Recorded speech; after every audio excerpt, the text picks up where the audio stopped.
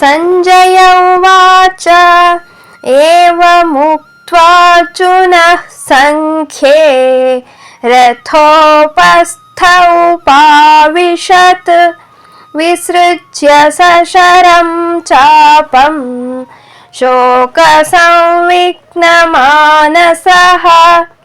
ಪದಚ್ಛೇದ. ಸಂಜಯ ಉವಾಚ, ಸಂಜಯನು ಹೇಳಿದನು.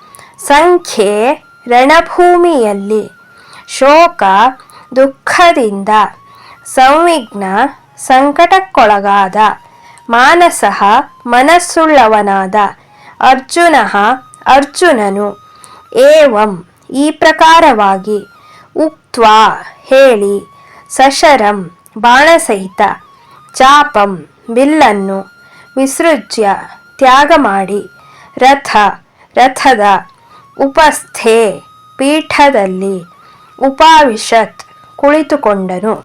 ಶ್ಲೋಕಾರ್ಥ. ಸಂಜಯನು ಹೇಳಿದನು.